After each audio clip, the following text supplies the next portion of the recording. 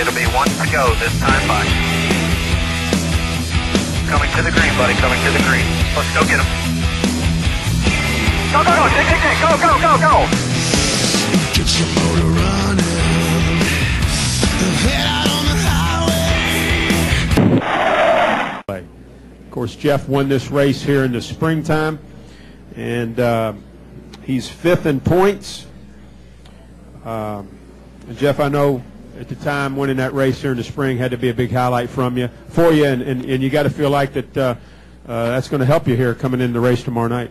Well, it was an exciting race for us. We ran pretty much ran 3rd to 6th all day. We had a really competitive car, and just kind of kept ourselves in position. Obviously, we didn't win it by just brute force. We had some things score our way there at the end, but we had a good car all day rather, and that's really how you win these races, is being in the position to win them, and that's what we were able to do on that day. But we come back this time with it was pretty cold when we raced during the spring. Track temp's going to be up quite a bit. Track's going to be probably have less grip than it did when we were here then. So we got to adapt to that. But this has been one of our stronger racetracks really, and hopefully we can continue that. Questions now for Jeff. We'll bring you the wireless mic. We'll start over here. State your name, who you're with, please. We've got several questions. Go ahead. Jim Noble, PRN. Read a lot this week about Bristol being tamer than it used to be. How much does the date on the schedule with the chase cutoff coming 2 weeks later, has it resulted in less aggressiveness from your standpoint? Well, I think that, we talk a lot about the chase and how it affects the racing here at Bristol especially. If you really think about it, there's probably, there's 2 or 3 cars that pretty much know they're in the chase. And there's a great deal of cars that know they're not going to be in the chase. There's, another 2 or 3 cars that feel pretty good about where they are in the chase. So by far, the majority of people that are in the race either know they're not in the chase or know they're going to be in the chase. So when you think about it, I mean, the 8 cars that are 6 cars, 7 cars that are still battling that out, 8 cars maybe, maybe those 8 cars are in a position where they need, finishing 12th is way better than finishing 38th. But most of the cars in the field are kind of in a don't have anything to lose situation. So I don't really buy that so much. Obviously, if we didn't race for points at all, then every race we go to would be different than what we race on, than how we race today. But I don't think it's had as big of an impact as what people make it out. Got one here, then we'll go over to David, and then we'll come to Tom, Bob, several. Go ahead. Dustin Long, Landmark Newspapers. Jeff, certainly in this area, you see a lot of guys that are 18, 19, 20 years old moving up into the sport. Looking back at your career, I think, at 18, weren't you driving just late models? And back then, did you almost kind of feel like you had reached the pinnacle of your racing? And could you imagine having been an 18, 19, 20-year-old racing at this level? The way that I did it, I think, was better than the way it's done today.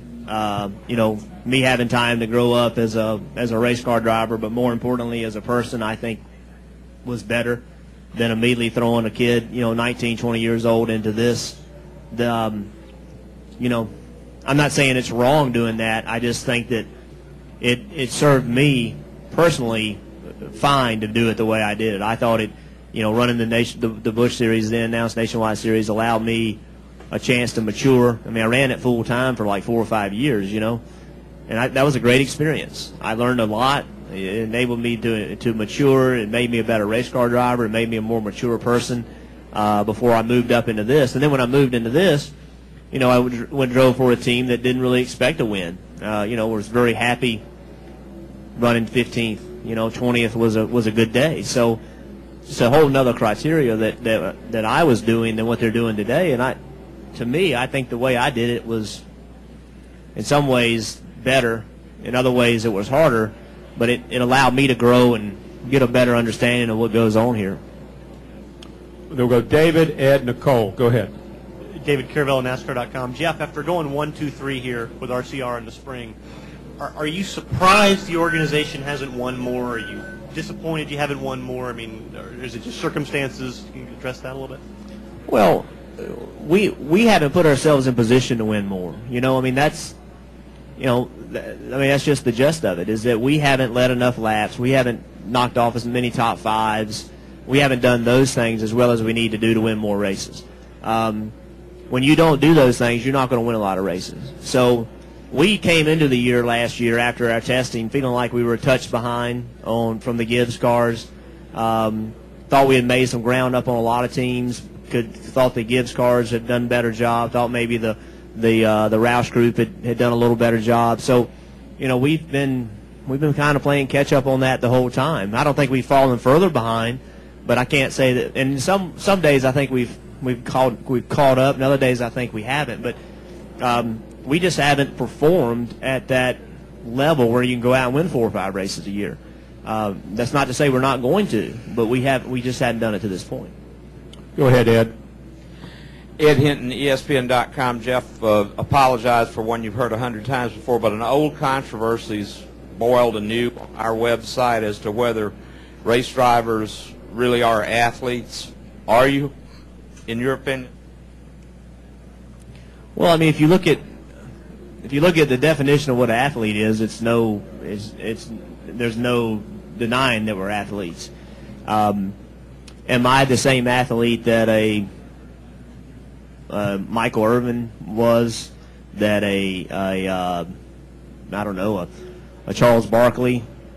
I don't know. I mean, you know, if you look at Charles Barkley versus, you know, if you look at a center versus a point guard, they're two completely different athletes playing the same game. If you look at a lineman versus a wide receiver, it's two different types of athletes playing the same game. We have a skill set that enables us to be successful at this sport. That's not to say that I don't believe that I'm in the same condition that, one of our premier wide receivers or one of our premier point guards. I'm not in that same physical stature that one of those guys are. But just because I couldn't do what they do as well as they do, I'm willing to bet they can't do what I do as well as I can either. And so, because I'm not a basketball player, that doesn't mean I'm not an athlete. And because they're not a race car driver, that doesn't mean they're not an athlete. I would turn it around and say, well, you come sit in my car for 4.5 hours when it's 140 degrees and do what I do, and until you do that, I don't think you're an athlete. But that's absurd because they are athletes. But it's not the same. You don't have to be the same type of athlete to be successful in this that you have to do to be successful in the NBA. Let's go, Nicole. We'll go to the back. We'll get to everybody. Go ahead, Nicole. Nicole Mansky, ESPN. When you look at the chase, what does it say to you about the level of competition when you have guys 6 through 14 really quite close? Yeah, it's very close. Listen, we debate, all the time the quality of racing that we have. We debate, is it as good today as it was back in the day? We have that debate all the time. It's really a stupid debate. If you watch the racing today versus the way it was 15 years ago, there's no comparison. The racing today is 10 times better. The competition is way more competitive than it used to be. There's just no doubt about it. If you go back and you look at 25 years from now, or ago rather, how many cars finished in a lead lap, how many cars led laps, compared to what we have today. I mean, with no disrespect to the history, there's no time in our sports history compared to the modern day era that has been more competitive. That's just how it is. And it doesn't surprise me that things are as close as they are because the teams are so competitive. And that's one of the fears about multi-car teams, when it's going to take competition away from the sport. It's actually increased competition because Jack Roush has 5 really good teams. Joe Gibbs has 3 really good teams. Hendrick has 4 really good teams. That makes the racing more competitive, and it shows up in the points. Go ahead, Tom.